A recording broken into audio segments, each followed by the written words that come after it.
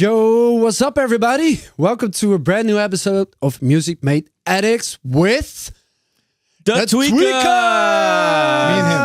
Me and him. Minus him. What happened? He's a little bit under the weather, unfortunately. Yeah, he's home. He's sick. So yeah, I guess I got to talk for the both of us. Yeah. I'll do my very best. Well, first of all, Happy New Year. Thank you to you too, guys. To everybody. So, how was your New Year's Eve? Oh, super chill. Yeah? Yeah, we took a year off for the first time in 7 or 8 years. Spent the whole New Year's with friends. Yeah. And got drunk, so nothing changed actually. It's almost the same as when you perform. Yeah, I was in bed at 6:30, so pretty much the same as when performing. Also, I bought my own fireworks. Spent a lot of money on that. Yeah. Super disappointing. Yeah, I was missing the synchronized music, and we're getting spoiled with the end shows. And the 60,000 people. And the 60,000 people. Yeah, we were 10. But still worth it. You guys? We were in South Korea this year for New Year's. And that was a lot of fun. We got drunk too, by the way. That doesn't happen that often because I'm not a big drinker. No. But on New Year's Eve you were. Oh my God, my headache was the worst. Yeah. Do you ever have that hangover? Then you literally wake up and you're like, this is how I feel when you're like a drug addict, like a heroin drug addict, like, I want to die because your hangover is so bad, your headache and all. I have had that. Yeah, indeed. I had it a couple of weeks ago in Austria where we walked out of the club with our mutual friend Max. Max. We emptied 3 of those big boxes of 60 Jägermeisters, the small ones. Wow. So we had 180 of those. Yeah. And we walked out of the club at 8:30 in the morning into McDonald's, and I feel bad for all the families coming in, wanted breakfast, and we're sitting there like, fuck off, everybody. We kind of did the same at the McDonald's in Seoul this New Year's. Yeah, we were with Lucas and Steve. And we did the same in that McDonald's. I feel so bad for the people that walk in there at New Year's and then have us being drunk and throwing a big party in the McDonald's. That was, But you don't feel bad until you think about it, right? Like, yeah, exactly. Like the day after, when my head was slowly getting back to normal, then I thought about it and I was like, oh, we shouldn't do that. But it was a lot of fun. He's not going to remember you anyways, right? So that's true. Really matter. I'm gone the day after, so it doesn't matter. Well, we slept for 12 hours straight, or tried to sleep, laid in bed, not sleeping. You know, you just turn, you don't find your right spot, and you're like, some water. And you go to the toilet and you think, okay, if I get it out, just get the alcohol out of my body, everything will be okay. But it never happens. Never happens. Actually, I woke up after 3 hours of sleep. And I felt all right, but I was still drunk. You know? then I was, this hangover ain't that bad. But after 4 hours or 5 hours of sleep, I'm like, oh my God. In the end, these are the best nights, but you have to get through the first day. The purge. Yeah. So the 1st of January was really laying in bed all day, basically for us. But you guys were playing in the States before? On the 29th, yeah. So we had 2 shows in LA the weekend before. New Year's. Friday, we played in San Francisco. Yeah. How was it? Very good. Very different. Very underground, ravey. Yeah. All ages. Oh, okay. Which is, we're not very used to all ages here in Europe, to be fair. It was really cool to see the next generation ravers, but they're very much candy ravers. It's very, I like it because they're all happy. Everything is about just happiness. And that's what we stand for with our music. But I got to say, like, to be honest, they dress a bit skanky, some of them as well. And they're young. Yeah. They're young. There was a girl coming up to me at the club, and she said, I'm such a big fan of you guys. Can I please come back to your hotel? I look at her, I'm like, what year are you born? Oh, my God. Wow. And she was born in 2002. I said, go home. Go home. Well, what are you doing here? But did the organization give you a parental advisory for your music? Like, could you play all the songs you wanted? Or that was fine. Okay, that was fine. You could play Jägermeister. We did. But okay, so during Jägermeister, we normally hand out some free shots for the crowd. Yeah. Now you had to look at the wristbands. Yes, I actually did. Wow. So I'm looking at our agent, which is there on stage with us. I'm like, hey, can you hand us some Jägermeisters? Look at the bracelet. I'm like, I'm not gonna go there and say, "Who wants a Jaeger?" Yeah, put your right hand up. No, that's scary. Oh, or is it just in one area? Everything is just one area. Mixed all together. Mixed all together. Really cool, but very ravish. Different. But I loved it. Yeah. It was a good vibe. And then LA, we did our own show. The last 10 years of Tweekaz shows, which we did whole last year. Yeah. It's completely sold out, so that's very good for us. Good ending. Congrats. Just an unforgettable night that I forgot pieces of. Yeah. Pretty much. I have the feeling you guys have that a lot. Yeah, we do. We do. Well, you kind of ask for it, though. Yeah, that's true. Yeah, the problem with especially playing in Austria and Germany is when everybody comes with those small Jägermeister bottles. We can't really say no. Because we made the song. So we have a tendency to saying, okay, we're not going to drink tonight. And then you have to. Well, you can't refuse the fans. No, it's true. It's true. But this is the reason why we're there. We're at the clubs. We're there for them. Yeah. They love the music. They love the vibe. It's always fun. And it comes with the songs. It comes with the songs. It's true. Sure. It's true. True. Be happy they give you Jaeger shots and not vodka shots. I've had vodka shots. I've I've had tequila shots coming up to me during tequila. And I love tequila. But good tequila. Yeah. Now we're talking real Mexican tequila. Real Mexican. Not Sierra Gold or That's such a big difference. The first one you drink when you're 15, not that one. That's your first hangover and puke tequila. It's the worst hangover you can have. And you always think, why will people drink this shit? Yes. Yeah. But then you go to Mexico. Yeah. And then they say, hey, do you want tequila? No. No. Proper tequila. Try this one. No Mexican tequila. Yeah. And they'll say, this one gives you no hangover. That's bullshit. Yeah. Everyone gives you a hangover. That's complete bullshit. Well, before we go more deeper into talking with you, last time we did the podcast, we asked people to send in some information about all the merchandise that we have here to maybe win some stuff. We picked some winners, which we're going to announce at the end of the show. Yes. So stay tuned for that. And when we always do this show and we have a guest, we always start with the first question, which is, how do you got addicted to this music? So we're really curious to hear. Yeah. My brother, he studied in Groningen. Groningen. And he went to this party and he told me about this when he came back. And he said, dude, you have to come over the next year to come to this event. When was it? 2005. 2005. And this event was Cubase. Yeah. So that was my first party ever. And I had never heard anything with hardstyle ever before. Wow. I was already listening to hard trance, like German hard trance. So Scott Project, which is the origin of original hardstyle in general. And I just fell in love instantly. I remember the first thing I saw when I came into at the airport Weeze was Scott Brown playing hardcore at one of the smaller stages, and then we went to see Isaac. And Isaac was just scratching and scratching and scratching. And this was 2005 or 2006? 2005. So the next year, I got addicted that night, really did. And then the next year, 2006, that was the big year of the easy triplet melodies that everybody made triplet melodies. Yeah, everybody, especially you guys, who were the kings of the triplet. Kings of the triplet I think melodies. we never made it like a straight melody, only triplets. So I brought Kent that year. And then he was there and he was like, this is epic. Yeah. This is so cool. And that's when we decided to actually make hardstyle as well. Because were you guys already making music before? Or yeah, we were already producing, but hard trance. A mix of German hard trance and UK hard trance. So not super similar to this, but more RP melodies. No triplets. No triplets. No triplets.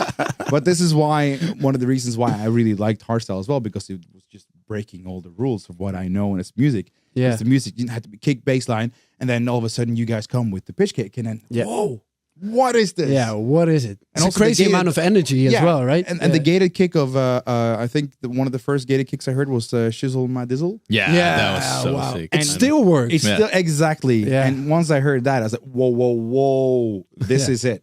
Yeah. And then I fell in love instantly, and I haven't looked back since. Yeah. That's crazy. Wow, So amazing. 2006, you and Ken started working on it. Yeah. And what was your first release? Like when and how did that like came? So the first release we release. made, or wait, not the first release. We actually made a track called Angeli Domini, which we made 8 versions of.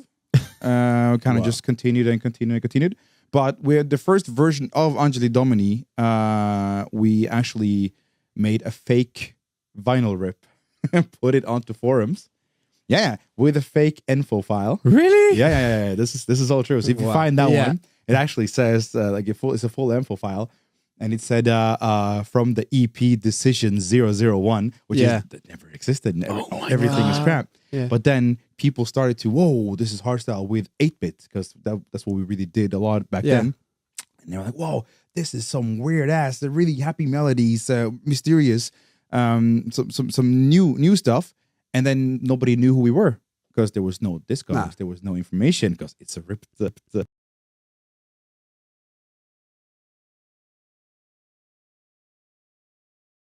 time of promo leaking. Oh my god. It was a big thing so back in the day, right? Yes. Yeah, it really was. If you don't know about that, everybody wanted promos. Yeah, everybody just wanted promos. Like they got like stolen from people's computers, from USBs or from links and everything. It happened to us as well, I think. And a lot of artists in our generation had the same problem. Like everybody was like fighting to get these new music. Promos, yeah. But to be fair, those tracks became the biggest tracks. That's true. Everybody wanted to sell them on vinyls, because they were back in the vinyl. There wasn't really like a platform to sell them online as well. No, because it was Freaky Records, the Freaky. Was it Freaky Records? Yeah, online. Freaky Music. Freaky Music. Online. And I remember you could just go there and order the vinyls and listen to the samples, but then you're like, I already got the promos. Yeah, true. Okay. Yeah. It was a weird period. So you guys just like we leaked our own promo. Yeah, exactly. So you made a big scenery about That's this smart. It's kind of smart. I think it still happens in music. Like I heard a lot when artists made a really big song, they just gave it out as like a white label like to artists, ID. and it says ID. It's pretty much the same, but then 2018 or 2019 version. But that's a really smart idea. So people started to know about your name because you guys were already the Tweekaz back then? Yes, we were already the Tweekaz. Okay. Because before that, we were just my stupid DJ name with his stupid DJ name. What were they? I'm curious now. So he was DJ Xerox, as in the copy paper. And I was DFM, which was DJ Flat Mouse, which doesn't make any sense. Flat Mouse. Yeah, exactly. It has no meaning. DJ Flat Mouse. Well, D-Block and Estefan wasn't really the smartest move in 2004, but DJ Flat Mouse tops that for sure. Thank you very much. Wow. And you guys have been together for 10 years now, right? That is correct. Yeah, because you just finished your 10 years to Tweekaz. 10 years tour this year. We traveled the world with that, and it was, I would say it was a big success. Yeah. We had the special 10 years ducky, which was wearing a suit. You got one? I got one. And the ducky is holding a Tweekmeister bottle. Yeah. It was a good success. So we're going to continue next year with the evolution of this, which we call Tweekolution. Yeah, what is it? It's just a tour concept. Yeah. It's pretty much it. It's just going to be new visuals. We're investing a lot of money in show to make it a 2.0 experience for everybody, all the fans. Yeah. A lot of people were thinking it was a new live act when we posted made the poster, which I can understand, fair enough, but it's not. It's just a tour concept where we come to host events on the basic same level as I Am Hardstyle. Yeah. If you want to compare it to that. Yeah, exactly. Because it makes it more one pack. Of course, I can totally understand. Yeah. Instead of just but is it going to be a 1-year tour concept, or are you planning on like taking it much further to events, even maybe in 2020, or even bigger, like I Am Hardstyle, for example, does? For now, it's only for 1 year because we already have a plan for next year. Which I'm not gonna I'm not gonna spoil that now. But we have a big plan for 2020. But 2019 for now, Tweekolution, maybe like we did with Tweek 14 and then Tweek 16. Skip the year, maybe Tweekalution comes back after 2020. Okay. We really don't know yet. Well, let's go back to the beginning because you guys are from Norway, but you don't live there anymore, right? No. You moved to? Well, we first, both of us moved to Belgium. Yeah. We shared an apartment above a car wash. Yeah. Really, like living the dream, But hey, you got to start somewhere. You got to build it up. Yeah.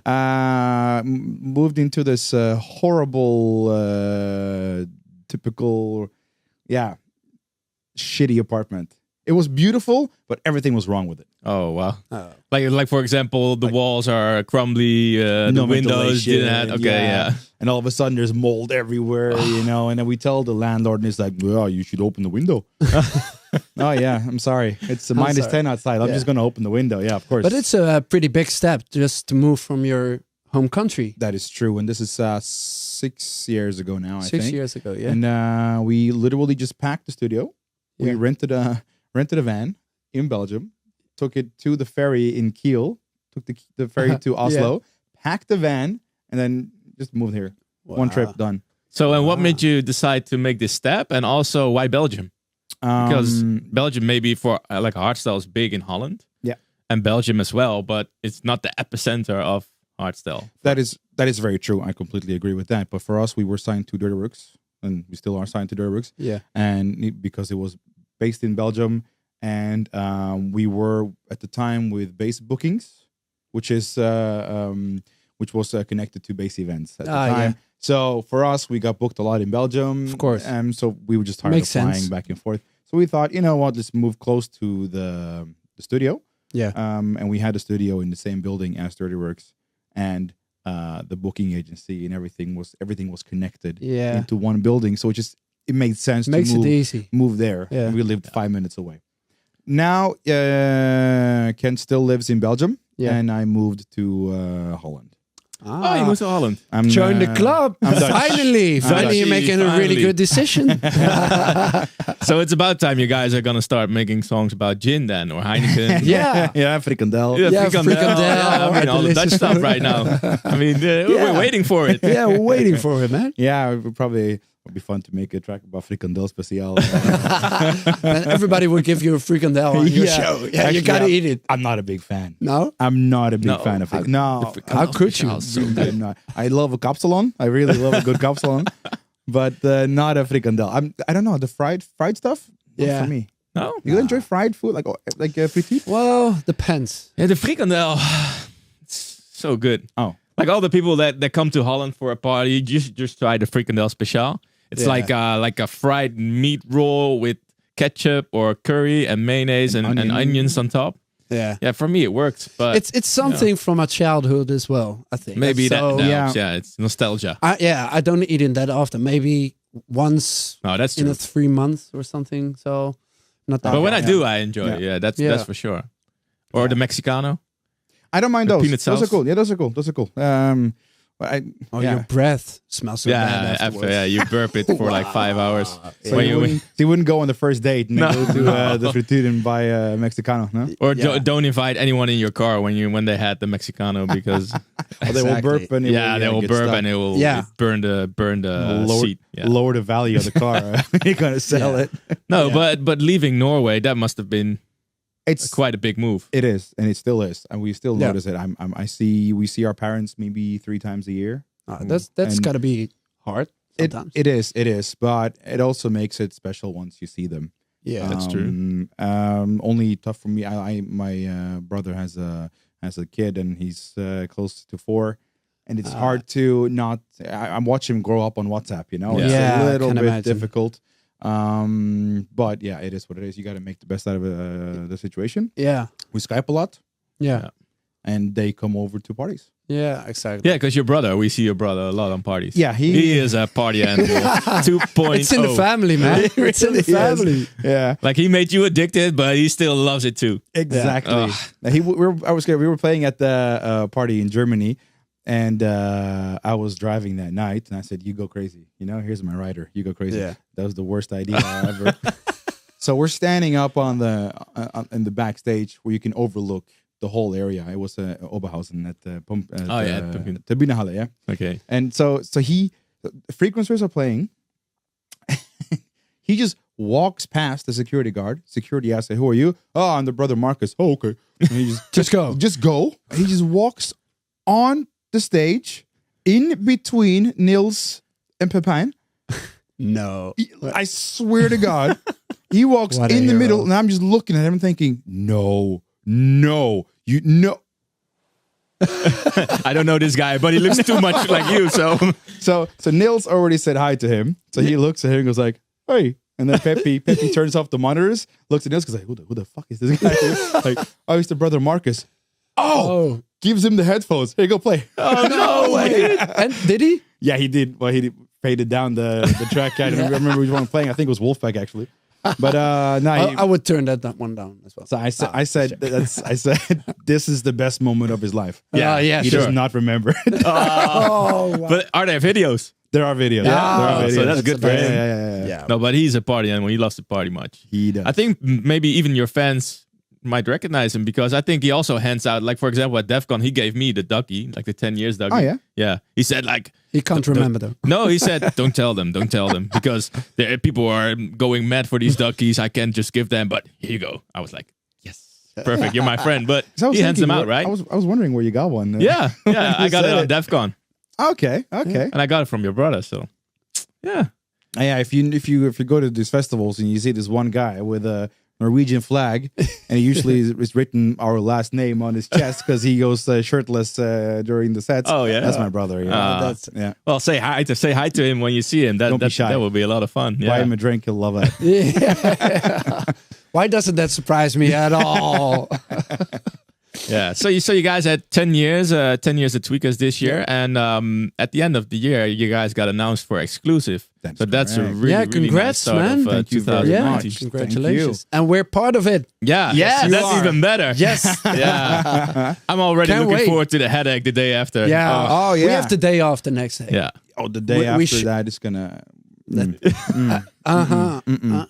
We have a hotel nearby. We're not yeah. Yeah, going that's anywhere. really a smart move. Yeah. Yeah, we did our X-Qlusive in 2011, so that's already long time ago. Yeah. But the concept is awesome, and it's as an artist, it's such an honor to It really is. to get asked for this party. It really is. So how did you guys respond, and how did you came up with the lineup? Why are we included, and who else is on the lineup? pretty much the lineup itself for X-Qlusive was about people that we get along with. Yeah. And people who's always inspired us.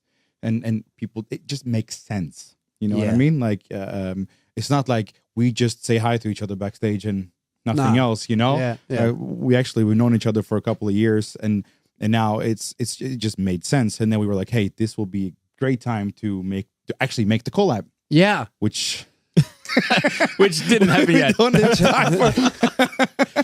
But Yeah. people got to understand, like, we got so busy touring schedules, and we tried to do the collab for almost a year already. Yeah. And we really want to do a collab with the four of us in the studio. Yeah. Not just do it via Skype or just internet or something. We really want to sit together and make a song.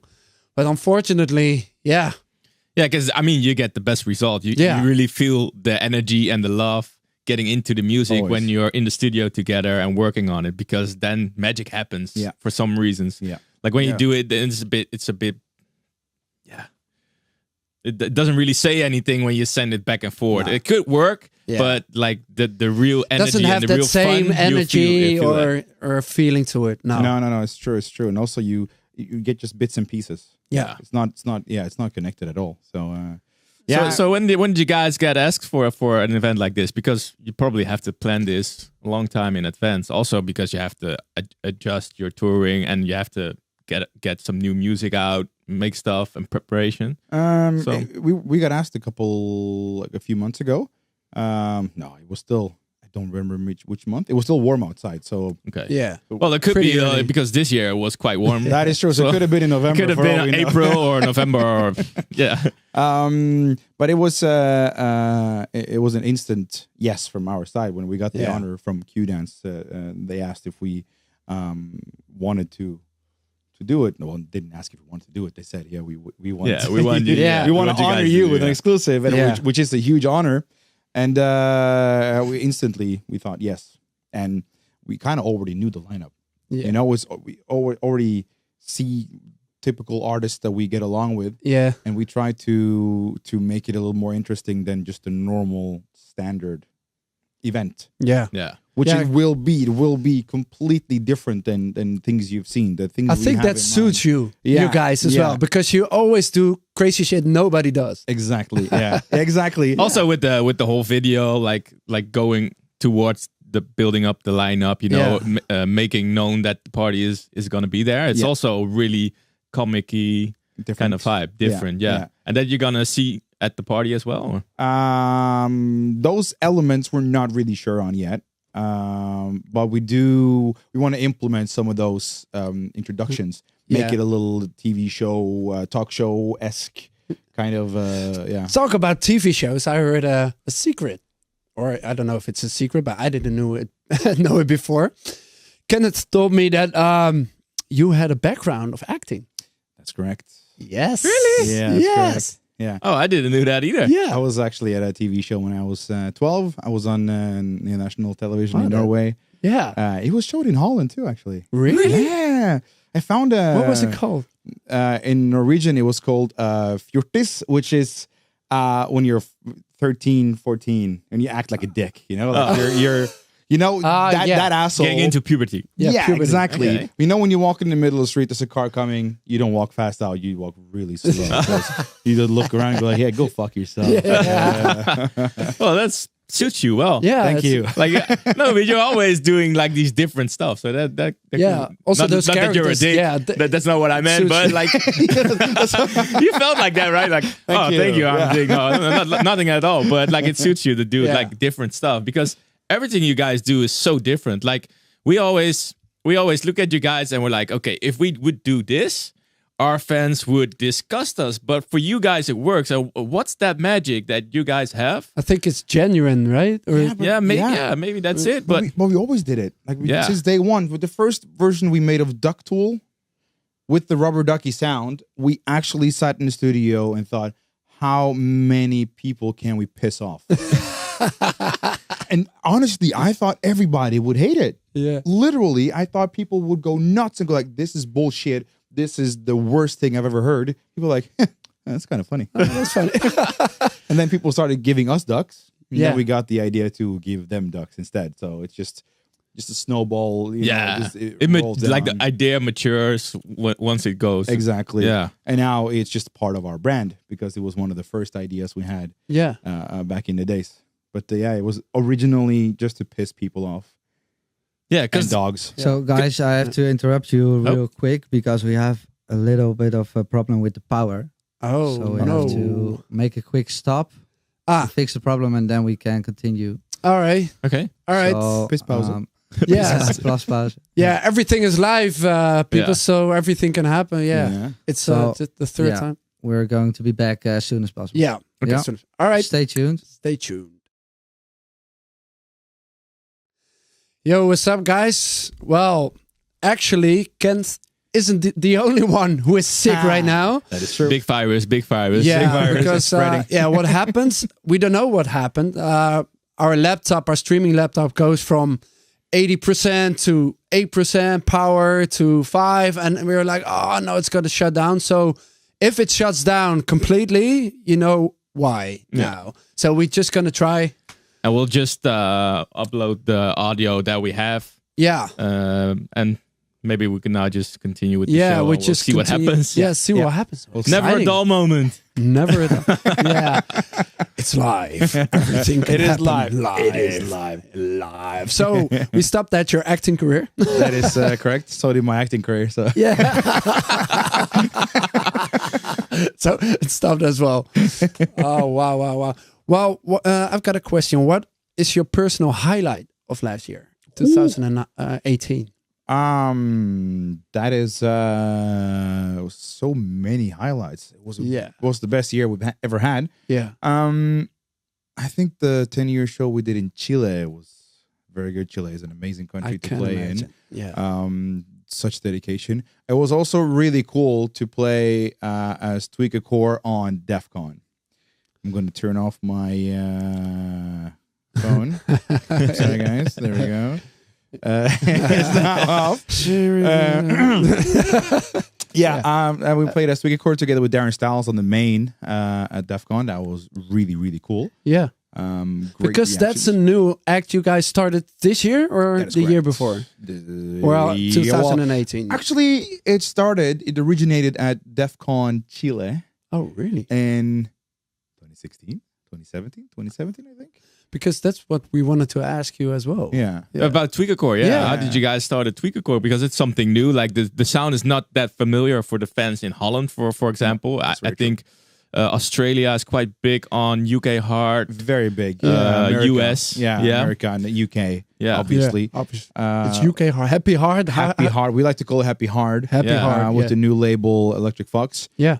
Together with Darren Styles. And it really is just, it was a childhood memory for us to this kind of music. Because we didn't grow up with hardstyle. We grew up with more of that kind of happy hard, rave-ish kind of music, but not in the same style as you did here in Holland, because you had Paul Elstak, you had a more closer to hardcore kind of sound. You know, and which is completely different again, but the happy hard sound with Darren Styles, with Dougal, Gammer, all of these kind of fast hands up. I don't know. Kind of fast hands up. Yeah. But it's just so much energy, it's just so much power. So happy, and it makes us happy to make it. Yeah. And then when we did the collab with Darren, Heroes, the first collab we did, it just felt right. Yeah. And for us, we were just like, okay, hey, we can make this kind of music. Our hardstyle is pretty much just happy hardstyle. So it really suits you guys. Yeah. It fits. But then we wanted to separate it from the Tweekaz, and because we really don't want to step on anyone's toes. Yeah. They really want to be careful because hardstyle is a very box. It's really a box. It's a sound, box. Yeah. And the fans, they protect that box with their dearest hearts or fists. Literally, they That's were the most dedicated crowd there is. Yeah. They will fuck shit up if you mess with hardstyle. Yeah. And I completely agree. You know, people come to me and they badmouth hardstyle. I feel like, hey, you say what you want, but you motherfucker, I really don't like it. Yeah, so, but it's also because like the hardstyle fans, they're really dedicated to this music. It's their choice to be a part of this lifestyle. Yeah, and then they really try to protect it as well. Yeah. And I salute them. I really do. And how do you deal with negativity? Because hardstyle people can be really protective. We noticed it as well when we did some different with the DBSTF stuff. Mm-hmm. You know, and I can really understand that, like you say. But how do you guys deal with that stuff? Well, we never had as much negativity as of this year when Tweekacore was announced for Qlimax. Yeah. But to be fair, people they have their own opinion. They're all entitled to their own opinions. Yeah. And we understand with this protectiveness of the hardstyle because it's going towards a little rougher, a little harder kicks, and then here comes these two Norwegian idiots with happy hands up. You know, I completely understand where it's coming from, but for us, it's so much passion. We really have a passion for this kind of music. Yeah, and I don't know. We cope with it in a way of just saying, you know what, they can say what they want. Yeah, it works in a lot of places in the world. We just need to find out where. And what people have to understand, they just ask you if you want to play there. You're not like, hey. We're not forcing, we're not kicking down doors and saying like, hey, we want to play here. No, you're making music out of passion. That's what you guys have been doing for 10 years. That's why your sound works as well. So good for you guys. While it wouldn't work for us probably to do a Disney song in a hardstyle version, for example. I mean, I wouldn't say it would fit us. But for you guys, it works. Yeah. And that's something so cool. And that divides you from every other act as well. I think that's a big part of the success of the Tweekaz is that it's so genuine and so different, but it feels comfortable. Yeah. And that's what we really like about the Tweekaz as well. But it could be hard for you guys to deal with some people that have a different opinion with that as well. People they can say what they want, and they are, and I applaud them to actually stand up for what they like, because they have passion. Yeah, they have their passion. We have our passion, and sometimes they just don't match. But I gotta say, most of the times for the Tweekaz, like 90% of the times, we get positive feedback. They see people with Midas Militia tattoos, full on Midas Militia merchandise, singing Frozen. Yeah. And they come, they say, you know what? I really love what you guys do because it's so opposite. Yeah, exactly. From everything else. And you guys, you just, you know, what we do, how we party on stage, etc. Yeah, you guys are one of a kind. Yeah, that's one of a kind in the scene, and that's what makes it genuine as well. I think if we see you guys perform, I always get happy. Doesn't matter what mood I'm in. Yeah. If I'm tired, if I see you guys and I see those two smiles, I'm like, hey, what's up? I'm like, hey, what's Maybe up, not buddy? on the 1st of January in South Korea. I think. If it would January, we're not really smiling. Probably even then. With the bucket. Yeah.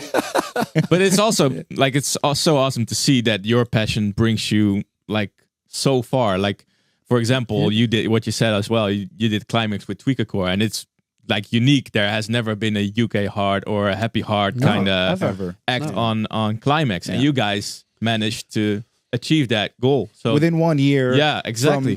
From going from Tweekacore on the UV on Sunday to the main stage DEF CON to Qlimax within basically 1.5 years. It's a big achievement for us because it's a passion project. But yeah, we still need to find the key markets where to locate the music, which is not always the easiest. You try, but you will never learn unless you try. Yeah, and then you also weren't really fortunate with the power breakdown at Qlimax as well, right? That's so hard. Then that what happened actually? Oh, I honestly don't know. So the mixer normally it's the CDJs, right? Normally the CDJs are breaking. Yeah, I've seen that plenty of times. You get that little link error or whatever. Yeah, it happens all the time. The mixer, just the channel was on red. Nothing worked. I think the whole thing just short-circuited. Yeah. So we're standing there. It's done. And I'm thinking, okay, just switch because we always link up the tracks and it's always easy to come out of a hole like that. And then all of a sudden it's just nothing works and we have the masks on and it was panic. Yeah. Complete panic. Because you feel so trapped, you cannot show any expressions around you to anybody. Yeah, that's different. You can't show them anything so like, different. hey, it's not us, you know? Like we didn't do this on purpose. And all of a sudden, I just feel like a tap on my leg, and I see this technician opening up a box, putting one mixer on top of the other mixer, plug it out, and then swap out the mixer, and then bam, good to go. And then it worked. Then it worked. But all in all, it took like about 2 minutes, but it must have felt a lifetime. Felt forever. That's the worst feeling you can have, right? You can't do anything. No, you know? You can't do anything. And everybody thinks that, hey, DJ, what is wrong? Yeah, what are you doing? Yeah, but we had it once. Do you remember in Australia? It was like, I think 10 years ago, and the power went off, but only from the DJ booth. So all the lights were on, everything was on except for the DJ booth, and it was an under 18s party, and it went off, and we were like, just smiling and just tried to grab the mic. The mic didn't work as well. So only the equipment of us was shut down. Everything else worked. Everything else worked. So we tried to explain what happened to the people, but we couldn't. And it was all young kids, and they started to yell, "You fucked up! You fucked up!" I'm like, no, we didn't do anything. It's the equipment, you know. And they're like, and some guy just yelled it, you know. And I can understand you're a young guy, you know, a little bit rebelled. Yeah. And the whole crowd started singing, "You fucked up!" I'm like, oh, what are we gonna do? Yeah, what can you do? Just laugh about it. Yeah, of course. Yeah, but what you say, like you had the new masks on. And then there's no facial expression for the people. And especially in a big hall like this, like 35,000 people, how can you express your feeling or the way you feel to them on stage? And there was already a lot of controversy about us playing at Qlimax. And we worked hard for, 2 months, like nonstop in the studio, making new tracks. Yeah. So it felt like you just remove one piece and the whole thing just falls apart. Well, sometimes it could be a pain in the ass when people have their opinions and it feels like they're attacking your passion. But in the other way, like that's also what makes this genre and this scene so beautiful. True. Yeah, that's the coolest thing about hardstyle as well. I agree. I love it and I hate it. I just hate the fact that they sometimes attack you personally. Yeah. It's like, where's that coming from? Because you're working with the same passion and dedication to this, to make this scene bigger. Yeah, as they are supporting it. We're not trying to fuck anything up. We're not trying to ruin the whole hardstyle scene with this masks. No. And then one guy comes and he's just saying like, "Yeah, I just wish you would die." I'm like, "Oh, wow. Okay." Yeah. Just why, you know? And that's what I wanted to say to the people. Like, it's not your fault that you're playing somewhere. No, you just do what you do and what you love to do. And a promoter, they book you. Yeah. You know, and you just do your thing. It doesn't matter if you like it or not. You're just there to do your thing. And what can you do about it? That's what I tell people who ask, do you have any tips for up and coming producers? Literally, do your thing. Yeah, exactly. But that's the best advice that you can get, because many new artists, they send us demos and it's like, yeah, cool, but it sounds like a song of us. Yeah. Or it sounds like a Wildstyle song.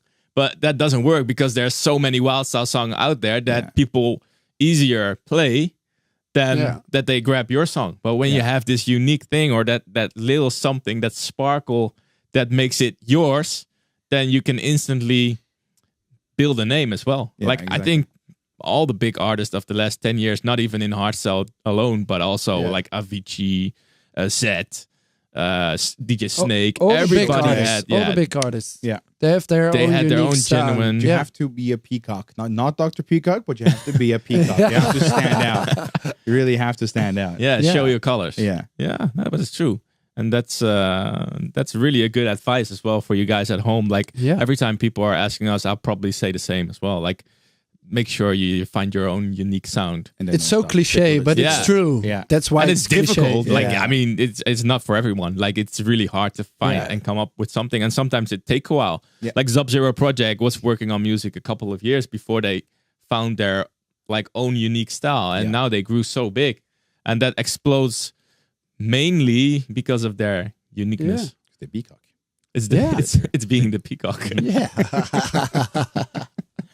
So for your own taste of music, like for example, you have the Tweekaz sound, of course. But what was, like, for example, one of the songs you guys played out the most in 2018? What kind of songs from different artists in hardstyle do you like as well? Because we just had the 2018 Top 100.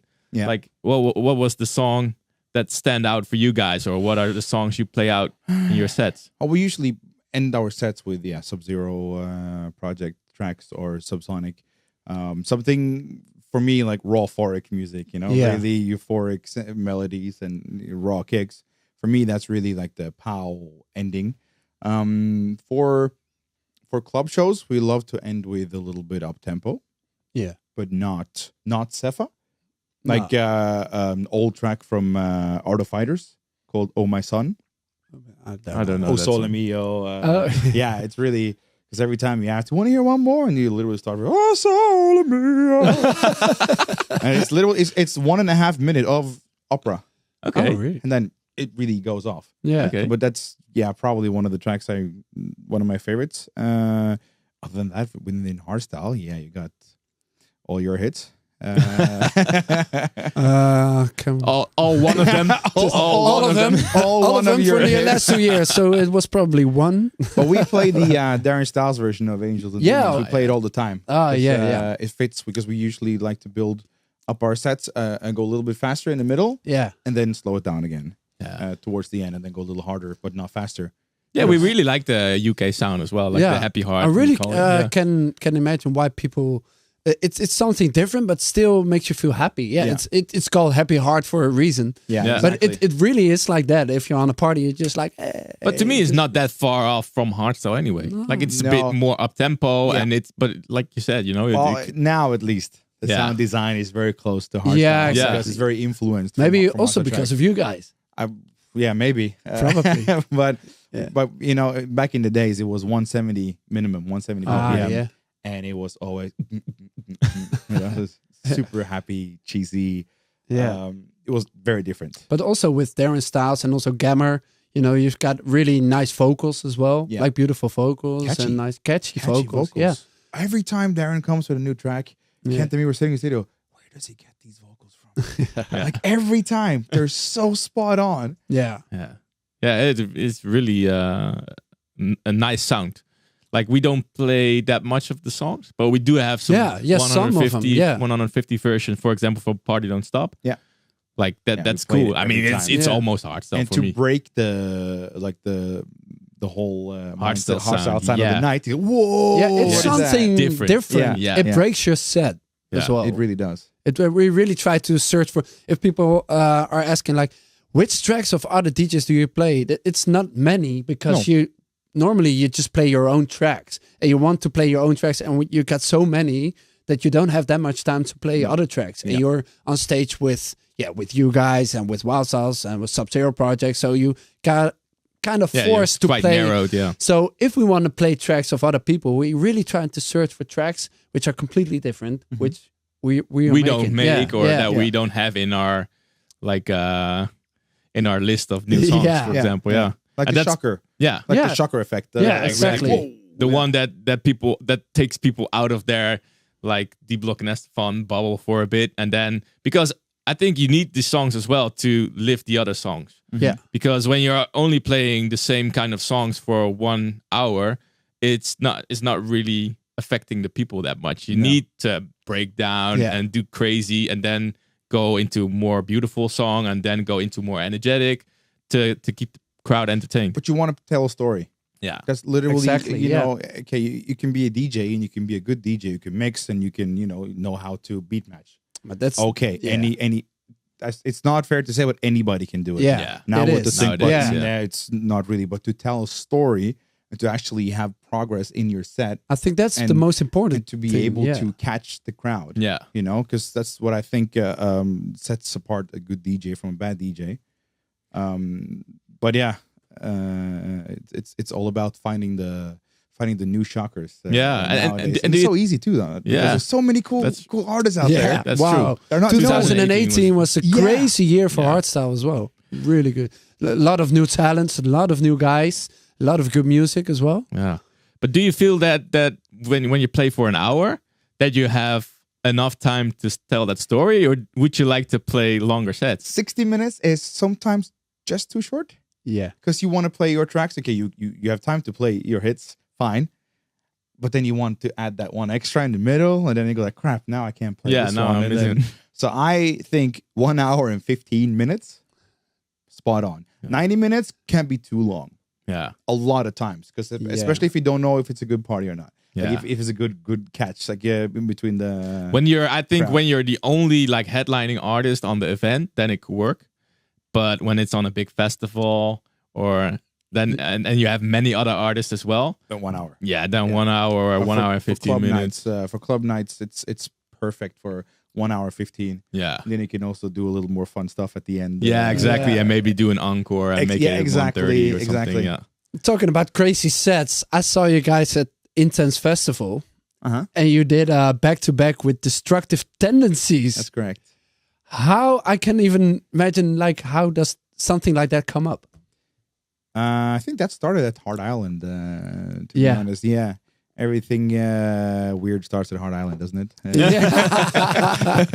true. That's true. Well, I don't know. It just works. We get along with the guys really well, and we've done it now multiple times. And I think Intense, that was one of the first times sober doing it. And that's a bit different, because then you kind of start thinking, you start selecting the tracks and go like, oh crap, what can I play after this, and how does this work? Yeah. But then when you're drunk, you go like, fuck it. Spin the roulette, which is the track selection. You go, this one is fucking cool. Huh? But that's also a thing. I think you guys are one of the only guys who can do that in hardstyle, because it doesn't matter. Or maybe they just do it, and that's that also, we all think like, these guys can do it, but maybe because they're just doing it. Yeah. That's also we true. would probably think like, doesn't suit our music, doesn't fit. Yeah. Maybe we're a bit too afraid even. Yeah, I'm sure you could pull it off. Yeah, but we don't play. We don't have many hardcore tracks of our own, so we just play the tracks that we like. So it's mainly older hardcore tracks. But do you play like tweaker tracks as well in the set? Or we do. And now they made a remix of Vodka, which is really really cool. really works every time. So now that's the one we end our sets with. Of course. For main parties. So you had your Jägermeister during half of your set, and and then you ended up with some vodka. That is correct. Oh man. All right, so guys, there's a question of one of the viewers who's asking, which artist do you think will be aiming for a top 10 position in this year's competition for the top 100, besides yourself? With a in track DJ Mag or Yeah, track? so like which artist will be in the top 10 of 2019 with a track? with a hit? Or With a hit. With a track, yeah. Ooh, in 2009. Yeah, I mean, New one. yeah, I've heard a couple new ones that are gonna be released in 2019, which I think are really fresh. For example, the new song of Project One. Yeah, That's the one that I really like. I can't remember the title, but it has like this female singing vocal and this skated kick, a bit like Shizzle My Dizzle. Okay, cool. And that's really, I mean, it's even going back to where we started back in 2003 and 2004, but then with a new edge. But that song already works really well on dance floor. And from new guy, do you have a new guy or new talent which you think is gonna be really big in 2019? We have we know a lot of new talents on Dirty Works. Of course, up and coming. But I think 2020 is more aiming for them because they're still learning. Yeah, they're still exactly. building. It still takes time as well. Really takes a lot of time. You can't expect to go sky high right away. No. Like 90% of the time, it doesn't happen. If it does, you're very, very lucky. You're one of a kind. There are only a few who managed it like that. And also stayed there, because Yeah, when yeah. you go up Yeah. that fast, then you can go down really fast as well. Yeah, True. exactly. But I don't know, for 2019, it's hard to say. Yeah. Because anything can really happen in this year. I have a feeling that Hardstyle is going to reach new boundaries. I think it's really exciting times. Yeah. I really don't have a clue where it's going. No. You know, so that's a good thing. Because we're traveling to new places. We're playing new countries, new cities that I've never seen before, never been before. Yeah. And I'll go like, do they even know Yeah, anything exactly. here? Yeah, You come there and it's like dedication to the max. Yeah. That's the most craziest part, because like we go to new countries. Okay, I mean, these things happens. Like the market is growing bigger. But besides that, when you play, the people know the songs. They sing to every melody. And that's the coolest part. You know, you can really tell that the music is reaching the people in different countries. And that's, for Hardstyle, that's so big. Because they reached beyond the point of being curious. Yeah, exactly. They're a fan. They're a fan. It's dedication already. True. And we could really, like the last 3 months, we played a lot in Asia as well. And you could really tell this is shifting, you know, that the people are getting fan of Hardstyle. Yeah. And it's so awesome to see. I think there's one fan every year that I see at DEF CON. He's a fan from Kenya. From Kenya. Yeah. Kenya. Yeah. I don't know his name, but it's like, I see him every year, and I was like, that is so cool. Yeah, that exactly. is really, really, really cool. I think always DEF CON is like the Woodstock of Hardstyle. Yeah. It really is. Everybody from all over the world Goes to DEF CON. And they're so happy. Yeah. Like it's such a good vibe there. Such a good vibe. Yeah. You see so many different flags all around the world. It's Where you think, you look at it, I've never seen that flag before. Yeah, Yeah, where's like, it? which Where's it country? yeah. Why aren't we playing over there? There are people who are loving Hardstyle, you know. Yeah, there's some countries I really want to see in 2019. First, we've never been to South Africa, Yeah. and I heard there have been some Hardstyle parties over there. So Back in like 2006, I know there was a lot of Hardstyle parties. Yeah, Yeah. we got some requests Yeah. back then, but it never worked out for us, unfortunately. no. But And Japan, I've never been to. Have you guys been to Japan? This year. Yeah. Last year we did our first show in Tokyo. how was it? So we didn't know anything about what to expect. We came from we did a 14 days Asia tour. Yeah. We China first, and then to Bangkok. We spent 12 hours in Bangkok with playing, and then straight to Tokyo. One night in Bangkok. Literally one night in Bangkok. The world was not my oyster. But and then we went straight to Tokyo, and we had 10 hours in Tokyo. And I did not know what to expect, but for us, we're gaming nerds, arcades and flashy lights. What's your favorite game? Ever? Ever? Ever? Ever. Oh, Okay. All right, pick three. Pick three. Okay, The Last of Us. I'm a huge fan of The Last of Us. Yeah. Popolo Croix. It's a JRPG on the PSP. on the PSP. Yeah. Oh, does it still work? No.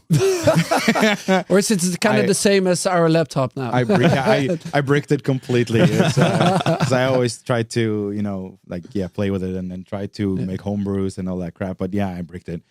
Because apparently I had an unhackable PSP Slim. And I didn't know there was the unhackable one. So I did a soft hack first. Yeah, never mind. It's a very, very deep. The third game is actually one I'm playing right now, which is on the 3DS.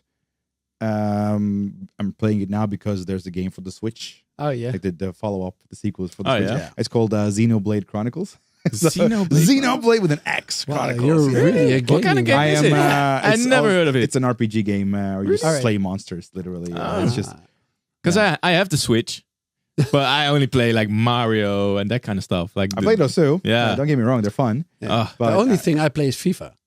Yeah, that's not for me. No, not for me as well. I can beat everybody. A friend of mine, he broke his controller on the PS4. Oh, we broke so many controllers back in the days. Back in the day where we used to live together. We used to live together as well. Really? Yeah. Yeah, we played FIFA. And you got a rage moment when it doesn't work and like the goalkeeper is doing crazy stuff. You're like, no! And you throw the controller and then we're both so fanatic. You know? Did you have backup controllers? Yeah, we had like six. We had like six. And the worst part was like there was like in between the switch from like the PS3 or the 2 or to the 3 where they became the remote controller became wireless. And they became much more expensive. So we threw them and we're like, oh that's a really expensive make mistake. like a padded wall game room, Yeah. Everything is made out of plush pillows and we or put on the wall all the broken controllers. all the broken ones. So you have like 20 controllers hanging here. Stare at your death, Yeah. That you can see all the money you spend on rage. Exactly. Oh wow. So but so then going to Tokyo, it was a dream come true. Yeah, I can standing imagine, in those streets with flashy lights, and really love it. Yeah. But we didn't know what to expect. We played at a club called Warp, which is in the middle of the city, underneath the shopping street. Well, thank you guys for tuning in, guys. Unfortunately, the stream stopped. But anyways, we had a really nice conversation. And it also leaves some options to have them both back again soon and talk about some more stuff together. It was great having you. Thank you so much for coming. Thank you for having me. And can't wait for you guys exclusive. Oh, I'm super excited to play at Alphas Live. Yes. 26th of January. Yes. See all you guys over there. Please come because it's going to be, I think, the craziest party. And we're going to get drunk. Oh, for sure. Everybody. The biggest blackout of the year. Everybody. Everybody's going to get drunk. Yeah. Nobody will be sober. Absolutely not. If you are sober, then if you're Bob. Yeah, if you're 100% Bob, is okay. Yeah, that's all right. You should arrange a driver or something. Always, right? always. Yeah. All right. Well, thank you guys for tuning in, and hopefully see you next time. Yep. Yeah, and see ya. Doei. Bye. Doei. Music Made Addictz.